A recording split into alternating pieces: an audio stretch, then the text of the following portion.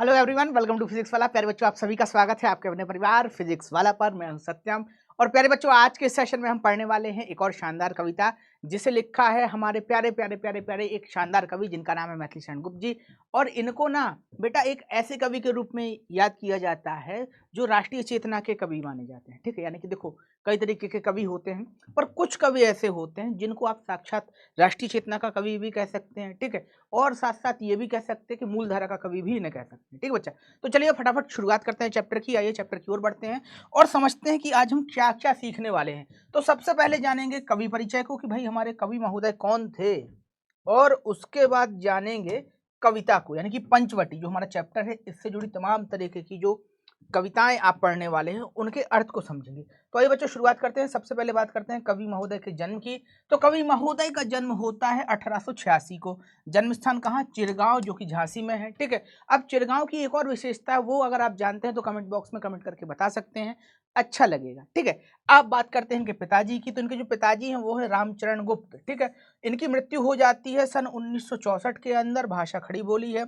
महावीर प्रसाद द्विवेदी जी को ये कवि के तौर पर अपना प्रेरणा स्रोत माना करते थे, और इन्हीं के सानिध्य में आने के बाद इनकी काव्य कुशलता जो है वो परिष्कृत होती है। चलिए बच्चा, बात करते हैं इनके व्यक्तिगत जीवन की। तो बेटा ये तमाम बातें तो आप जानते ही हैं कि इनका जन्म कहाँ हुआ था, इनके पिता कहाँ का क्या नाम था। ठीक है, तो इनके पिताजी का नाम था सेठ रामचरण जी। ठीक है, राम भक्त और काव्य प्रेमी थे। ठीक है, तो यहाँ पर एक बात इनके अंदर भी माना जाता है बेटा, कि काव्य की जो विलक्षण प्रतिभा थी इनके अंदर भी जन्मजात थी। देखो, कवि तीन तरीके के होते हैं। एक तो बेटा प्रैक्टिस के कारण जो कवि बन जाते हैं, जो लगातार अभ्यास करते हैं करते हैं करते हैं कवि बन जाते हैं। ठीक है, दूसरे कवि वो होते हैं जिनको प्रेरणा यानी कि ईश्वर प्रदत्त शक्ति होती है, काव्य प्रदत्त शक्ति होती है, वो बात भी कविता के अंदर करते हैं। ठीक है, तीसरे जो कवि होते हैं वो परिस्थिति जन्य कवि होते हैं। ठीक है, जब बहुत ज्यादा सुख आता है, जब बहुत ज्यादा दुख आता है, तब उनकी वेदना जो है वो काव्य का स्वरूप धारण करती है और वो कवि के रूप में प्रकट होते हैं। ठीक है, तो ये तीन तरीके के ही मूल कवि माने जाते हैं। बाकी तो फिर कई तरीके के कवि होते हैं, लेकिन मूल कवि ये तीन ही होते हैं। कि आपको या तो कोई वेदना हो, जैसे कहा जाता है कि तुलसीदास को ना एक बार बाहू में बहुत दर्द हुआ था, तो उन्होंने अपनी जो आर्त वेदना प्रकट की थी उसको ही हनुमान बाहुक कहा जाता है। और फिर हनुमान बाहुक के बारे में ये भी कहा जाता है कि जो हनुमान बाहुक का पाठ करता है उसे फिर कष्ट नहीं होता, शारीरिक कष्ट नहीं होता। ठीक है, तो ये एक एग्जाम्पल था कि परिस्थिति जन्य कवि होना। ठीक है, फिर दूसरी बात ये है कि भाई कुछ लोग जन्मजात कवि होते हैं। ठीक है, जैसे भारतेंदु हरिश्चंद्र के व्यक्तित्व में हम पढ़ते हैं कि लगभग 7 वर्ष की उम्र में उन्होंने दोहा लिखना शुरू कर दिया था। तो उसको कहते हैं जन्मजात प्रतिभा, कि 7 वर्ष के बच्चे को लिखना ढंग से नहीं आता, दोहा कहना तो बड़ी बात है। ठीक है, और फिर होते हैं प्रैक्टिस वाले कवि। तो ऐसे बहुत सारे कवि आपको दिखेंगे काव्य मंचों पर जो प्रैक्टिस के साथ अपने हुनर को दिखाते हैं। ठीक है, तो कहते हैं ना कि लगातार अभ्यास करने से भी जो होता है, वो रस्सी जो होती है वो पत्थर काट देती है। तो वो उस टाइप के कवि भी हमें देखने को मिलते हैं। वापस लौटते हैं बेटा, चूंकि ये प्रकृति जन्य कवि हैं, इनको प्रकृति ने ही काव्य चेतना का वरदान दिया है, तो काव्य कुशलता तो इनके अंदर है ही। पर होता यह है कि महावीर प्रसाद द्विवेदी के संपर्क में आने के बाद इनकी काव्य कुशलता का विस्तार होता है, और ये भारत भारती नाम की रचना का जो है प्रकाशन करते हैं, जो युवाओं के अंदर ना देश प्रेम की भावना को भर देती है। युवा जो होते हैं वो देशभक्ति की भावना से ओतप्रोत हो जाते हैं। ठीक बच्चा, तो ये इनका संक्षिप्त जीवन परिचय था। आइए बढ़ते हैं सबसे पहले कविता की ओर। तो कविता कुछ इस प्रकार से है। चारु चंद्र की चंचल किरणें खेल रही थी जलथल में, स्वच्छ चांदनी बिछी हुई थी अवनी और अंबर तल में, पुलक प्रकट करती है धरती हरित तृणों की नोकों से, मानो झूम रहे हैं तरु भी मंद पवन के झोंकों से। अब इस बात को समझ लो बेटा, क्या है चारु चंद्र, मतलब जो चंद्र है ना, उसकी चंचलता की बात की गई है कि सौम्य और प्यारा जो चंद्र है हमारा, उसकी जो किरणें हैं, जो चंद्र किरणें हैं, वो खेल रही हैं। क्या खेल रही हैं? कि भाई जल थल में। तो यहाँ पर खेलने से अर्थ क्या है? ये जो खेलना है ना, ये कवि का भाव है। ऐसा लग रहा है कि जो चांदनी फैली है आसमान में, ये और ये जो चांदनी जहां जहां पड़ रही, तो ऐसा लग रहा है कि ये खेल रही है, बच्चों की तरह जो है वो खेल रही है। तो ऐसा ही कवि की कल्पना है इस चांदनी को देखकर या उसकी कोमलता को देखकर। फिर देखो, स्वच्छ चांदनी बिछी हुई है अवनी और अंबर तल में।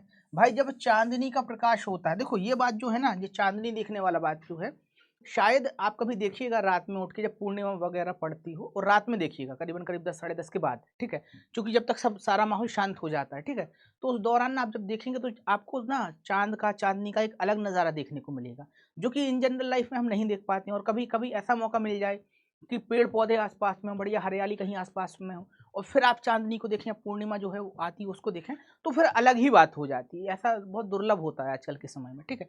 तो उसी बात को कह रहा है कि स्वच्छ चांदनी बिछी हुई है अवनी और अंबर तल में।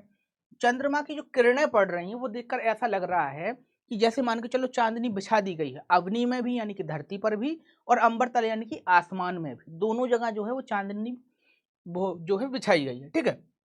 आगे बढ़ते हैं, देखो। पुलक प्रकट करती है धरती हर तृणों की नोकों से, मानो झूम रहे हैं तरु भी मंद मंद पवन के झोंकों से।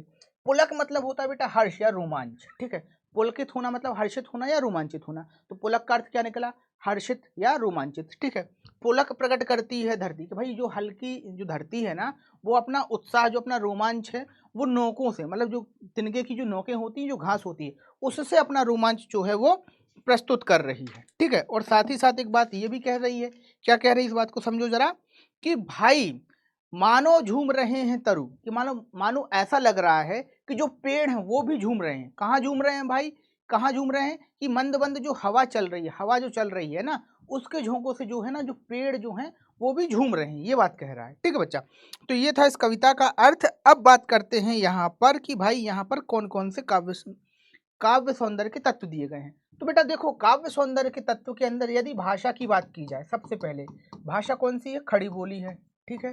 खड़ी बोली हिंदी, ठीक है, खड़ी हिंदी भी बोल सकते हैं, ठीक है। रस बोले भाई साहब तो शांत है, क्या है, शांत, ठीक है, शांत। और एक चीज और बोली जाए तो क्या बोल सकते हैं आप, कि भाई रस के साथ साथ यहाँ पर और चीजें भी होती हैं। जैसे शब्द शक्ति की यदि चर्चा की जाए, तो शब्द शक्ति जो आपकी होगी, यहाँ पर अभिधा शब्द शक्ति का प्रयोग किया गया है। अभिधा के साथ व्यंजना भी है, क्या है, अभिधा भी है और व्यंजना भी है, ठीक है। इस बात को याद रखिएगा, अभिधा प्लस व्यंजना, ठीक है, दोनों यहाँ पर हैं। साथ ही साथ एक चीज और है कि भाई यदि छंद पूछा जाए, छंद वैसे पूछा जाता है, तो यहाँ पर मात्रिक छंद है। कौन सा छंद है, मात्रिक छंद है, ठीक है। अब देखो प्रसंग कैसे लिखना है, तो वो तो आपको पता ही है कि यहाँ पर प्रकृति का वर्णन किया गया है, ठीक है। एक चीज और है यहाँ पर, देखो कहीं कहीं ना एक चीज ये भी है कि कुछ लोगों को अभी ये लगेगा कि सर यहाँ पर शांत रस कैसे बता दिया, जबकि यहाँ पर वर्णन किया जा रहा है प्राकृतिक सौंदर्य का। तो श्रृंगार रस भी आप कह सकते हैं, पर मूल रस यहाँ पर श्रृंगार भी आपको दिखाई दे रहा है, शांत भी दिखाई दे रहा है, तो आप दोनों रस मान सकते हैं, ठीक है बच्चा। चलिए आगे बढ़ते हैं। अब यहाँ पर ना इस छंद को समझने के बाद बढ़ते हैं आगे और बात करते हैं दूसरे छंद की।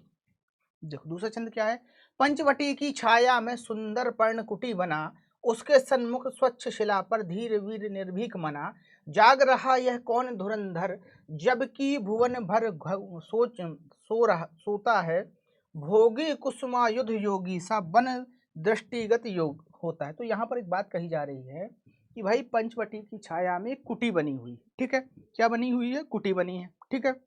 दूसरी बात क्या कही जा रही है, उसके सन्मुख स्वच्छ शिला पर धीर वीर गम निर्भीक मना, ठीक है, कि भाई उसके सामने एक कुटी बनी हुई है, उसके सामने एक शिला पर, एक पत्थर पर, एक चट्टान पर एक धीर वीर युवक बैठा हुआ है। मना मतलब बैठना, ठीक है, या फिर स्थापित हो जाना, ठीक है। तो वहां पर एक धीर वीर निर्भीक मना बैठा है, यानी कि बैठा है। फिर क्या है, जाग रहा यह कौन धुरंधर, जबकि भुवन भर सोता है। यह कौन जाग रहा है, आगे कहा जा रहा है कि भाई ये कौन व्यक्ति है जो इतने समय में जाग रहा है, क्योंकि सारा संसार तो सो रहा है और ये महोदय जो है वो जाग रहे हैं। फिर आगे क्या कर रहा है, भोगी कुसुमा युद्ध योगी सा बन दृष्टिगत होता है, भोगी कुसुमा युद्ध योगी सा, ठीक है। तो यहाँ पर बात की जा रही है कामदेव का, कि संसार को सुख देने वाला भोग, ऐसा लग रहा है कि जैसे कामदेव जो हैं, जो संसार भर को भोग करते हैं, ठीक है, वो जो है योगी बनकर आज जो है वो यहाँ पर दिखाई दे रहे हैं, कि साक्षात कामदेव जो हैं वो योगी स्वरूप धारण कर कर यहाँ पर दिखाई दे रहे हैं, ठीक है। देखो यहाँ पर देखो, योगी सा, कुसुमायुध योगी सा में उपमा अलंकार है, ठीक है। इस चीज को नोट कर लेना, आपसे पूछा जाता है काव्य सौंदर्य के अंतर्गत।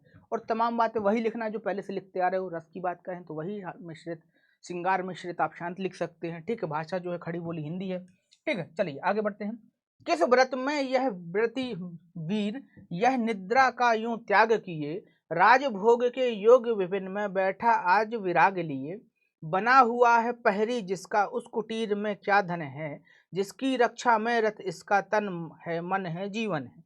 अब इसको समझो क्या है, किस व्रत में है वीर व्रती, ठीक है, कि भाई ये जो बैठा हुआ युवक है ये किस व्रत में है, मतलब किस कारण से यहाँ पर बैठा हुआ है, किस धर्म का या किस व्रत का ये पालन कर रहा है। ठीक है, जो ये निद्रा का त्याग कर रहे हैं। तो देखो व्रत की परंपरा में ना संसार के जो सुख होते हैं उसका त्याग किया जाता है। ठीक है, तो इसीलिए इसके त्याग को वीर व्रत की कल्पना की गई है। ठीक है, फिर देखो राजभोग के योग विपिन में बैठा आज विराग लिए, कि भाई ये जो देखने में तो ऐसे लग रहे हैं कि भाई ये तो किसी राजा के वंशज हैं।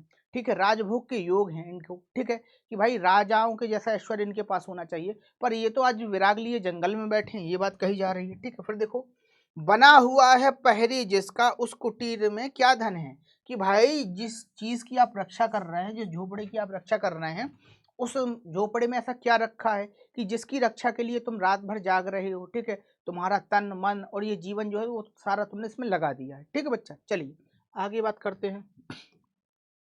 अगला देखो, मर्त्यलोक मलिन मालिन्य मेटने स्वामी संग जो आई है, तीन लोक की लक्ष्मी ने यह कुटी आज अपनाई है। वीर वंश की लाज यही है, फिर क्यों वीर ना हो पहरी, विजन देश निशाशेष निश्चरी माया ठहरी। ठीक है, तो यहाँ पर ना जो पहले छंद में पूछा जा रहा था कि भाई लक्ष्मण जी क्यों बैठे हुए हैं, अब उसी का यहाँ पर जवाब दिया जा रहा है। मर्त्य लोक मालिन्य मेटने, कि भाई मृत्यु लोक की जो मलिनता है, जो दुष्टता है, जो संचार फैला हुआ है, ठीक है, जो व्यभिचार फैला हुआ है, जो पापाचार फैला हुआ है, उसको समेटने के लिए स्वामी संग जो आई है, कि भाई अपने पति के संग जो आई है। कौन? तीन लोक की लक्ष्मी ने यह कुटी आज अपनाई है, कि भाई तीनों लोक की जो लक्ष्मी है, यानी कि अर्थात जो वास्तव में लक्ष्मी कही जाती है, वो जो है वो इस कुटी को अपनाए हैं, आज उन्होंने इस कुटी में वास किया है। फिर देखो वीरवंश की लाज वीरवंश की लाज यही है, फिर क्यों वीर ना हो पहरी, कि भाई जिस वीरवंश की लाज मतलब जिस क्षत्रिय वंश की ये सम्मान है, मर्यादा है, वो क्षत्रिय क्यों ना अपनी लाज की रक्षा करे, वो वीर जो है वो क्यों ना अपने परिवार की रक्षा करे। तो इस बात को कहा जा रहा है विजन देश है। विजन मतलब होता है निर्जन, क्या? निर्जन। ठीक है, जहां पर कोई आता जाता ना हो। निशा शेष है, एक तो विजन देश है, अनजाना देश है, कोई दूर दूर तक दिख नहीं रहा है। ठीक है, दूसरी बात ये कह रहे हैं कि निशा शेष मतलब रात अभी बाकी है। निशाचरी माया ठहरी। ठीक है, कि भाई जो माया है वो भी निशाचरी है। ठीक है, यहाँ पर देखो पिछले जमाने में ना जब राम लक्ष्मण सीता हुआ करते थे, तब उस जमाने में राक्षस भी हुआ करते थे, और इन लोगों का काम ही था, तीनों लोग जंगल इसीलिए जाते हैं कि सारे राक्षसों को सफाया करना है। तो उसी बात को लेकर इस बात को कहा गया है कि भाई एक तो रात हो गई है, दूसरा चीज अनजाना देश है, और निश्चर लोग जो है आजू बाजू घूमते रहते, कोई छल कपट ना कर बैठे, इस बात को कहा जा रहा है। फिर देखो क्या है, क्या ही स्वच्छंद चांदनी है, यह क्या ही निस्तब्ध निशा है, स्वच्छंद सुमन गंध वह निरानंद है कौन दिशा। ठीक है, कि भाई अगला जो पैराग्राफ है वो कह रहा है कि भाई क्या सुंदर चांदनी जो है वो है।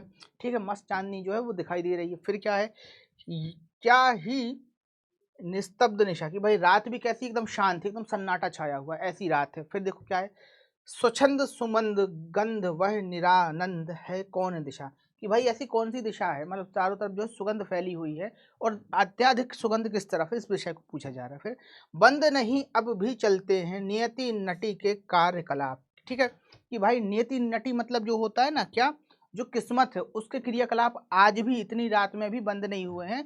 तमाम तरीके की चीजें जो हैं वो सुंदर हैं, सुखद हैं, पर आज भी जो क्रियाकलाप है रात के वो बंद नहीं हुए हैं। ठीक है, तो ये बात जो है वो कही जा रही है। अब देखो आगे क्या है, पर कितने एकांत भाव से कितने शांत और चुपचाप, कि भाई कितने एकांत भाव से मतलब दिखाई नहीं देते, नियति की कोई भी भाग बात हो, कोई भी किस्मत का कोई भी कार्य हो, वो कभी भी स्पष्ट नहीं होता, कभी भी समझ में नहीं आता कि ये होने वाला है। ठीक है, इसीलिए वो क्या कह रहा है, पर कितने एकांत भाव से और कितने चुपचाप, कि भाई बहुत शांति से बहुत एकांत भाव से सारी चीजें जो हैं वो घट रही हैं। चलिए आगे बढ़ते हैं।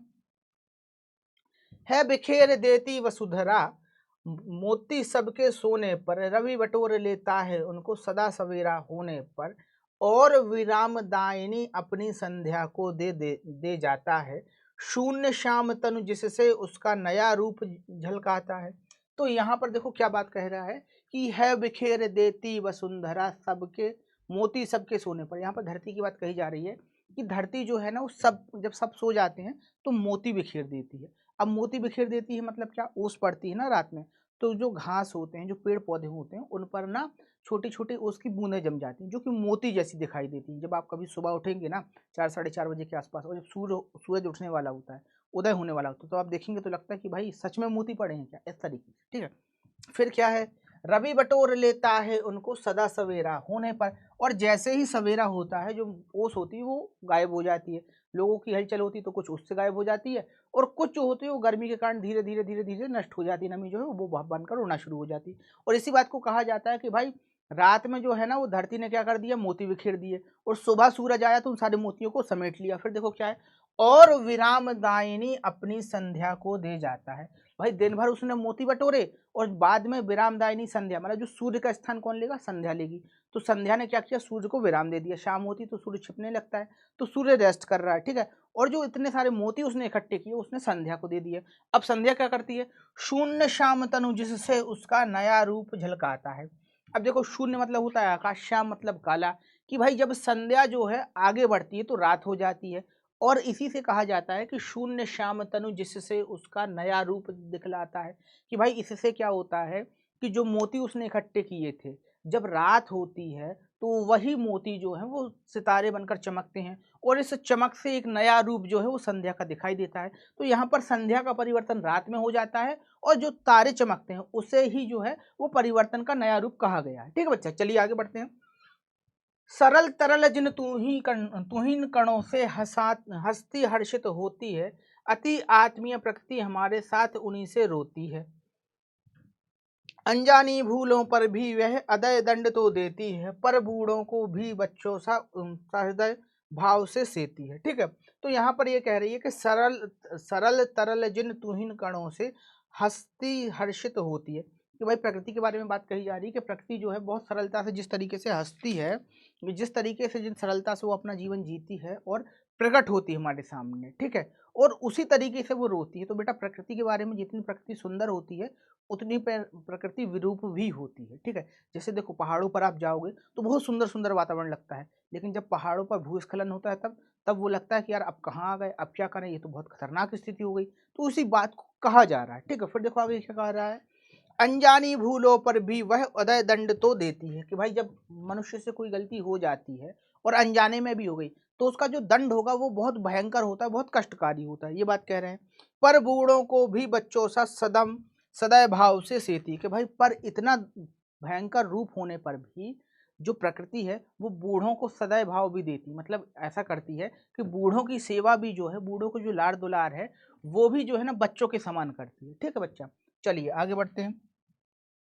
आगे क्या कहा जा रहा है, 13 वर्ष व्यतीत तो हो चुके, पर है मानो कल की बात, वन को आते देख हमें जब आर्त अचेत हुए थे तात। यहाँ पर लक्ष्मण जी ये कह रहे हैं कि भाई 13 साल तो गुजर चुके हैं हमें जंगल जंगल घूमते हुए, पर मानो कल की बात लग रही है कि जब हमारे पिताजी ने हमें देखा था और दुखी हो गए थे कि मेरे बच्चे जो हैं वो जंगल जा रहे हैं। ठीक है, फिर देखो क्या है, अब वह समय निकट ही है जब अवधि पूर्ण होगी वन की, किंतु प्राप्ति होगी इस जन को इससे बढ़कर किस धन की। कि भाई यहाँ पर देखो क्या है, अब वह समय निकट है ही है जब अवधि पूर्ण होगी वन की। कि भाई अब वह समय बिल्कुल पास में ही है, बिल्कुल पास आ चुका है कि जब जो है ना हमारी क्या हो जाएगी, हमारे वनवास की अवधि समाप्त हो जाएगी और हम जो है अपने घर लौट जाएंगे। पर उससे पहले भी एक काम की बात कहते हैं, किंतु प्राप्ति होगी इस जन को इससे बढ़कर किसकी। लक्ष्मण जी बात कह रहे हैं कि भाई भले ही वनवास खत्म हो जाए, पर जो इस वनवास में मैंने पाया वो शायद इससे बढ़कर मुझे अब कभी प्राप्त ही नहीं होगा। क्योंकि लक्ष्मण जी के बारे में कहा जाता है कि वो 14 साल सोते ही नहीं। ठीक है, तो यहाँ पर क्या होता है कि जब वो 14 साल नहीं सो रहे हैं तो इसका सीधा सीधा मतलब क्या ही है, सीधा मतलब यही है कि उन्होंने भगवान का सेवा किया वहाँ। तो उसी बात को कह रहे हैं कि भाई जितनी मैंने सेवा कर ली है 14 साल, अब शायद ऐसा मौका दोबारा ही हो आए किसी को। और आर्य को राज्य भार तो वे प्रजा अर्थ ही धारेंगे, व्यस्त रहेंगे हम सबको भी मानो विवश विसारेंगे, कर विचार लो को उपकार का हमें न इसमें होगा शोक, पर अपना हित आप नहीं क्या कर सकते यह नरलोक। ठीक है, तो यहाँ पर बेटा एक गहरी बात ये कहता है, ये तो पहले छंद में बात कहता है अपनी, लक्ष्मण जी जो हैं वो अपनी बात कहते हैं कि भाई चलो हम सब लौट जाएंगे और सारी बातें अच्छी अच्छी होंगी, लेकिन इस जीवन में जो मैंने इनकी सेवा कर ली वो ऐसा मौका शायद किसी को ना मिले दोबारा। फिर आगे ये कहते हैं, और आर्य को अब आगे बता रहे हैं कि भैया के साथ क्या होने वाला है। तो भैया तो जो है ना वो प्रजाभार संभालेंगे, क्योंकि उन्हें इच्छा तो नहीं है पर उन्हें प्रजा का भार संभालना पड़ेगा, और व्यस्त तो हो जाएंगे क्योंकि राजा महाराजा बहुत व्यस्त होते ही हैं, ठीक है। और हम सबको इस व्यस्तता में भूल जाएंगे, पर हम इनकी बात का बुरा नहीं मानेंगे, क्योंकि राम हमें भूल चुके हैं। इस बात का बुरा हम नहीं मानेंगे, क्योंकि राम जो है ना वो लोक कल्याण कर रहे हैं, वो दूसरों का हित कर रहे हैं, दूसरों का अच्छा कर रहे हैं, ठीक है। कर विचार लोगोपकार का हमें ना इससे शोक होगा, होगा सुख। तो यही बात वो कह रहे हैं कि भाई शोक हमें नहीं होगा, ठीक है। आगे देखो आगे क्या कहा जा रहा है।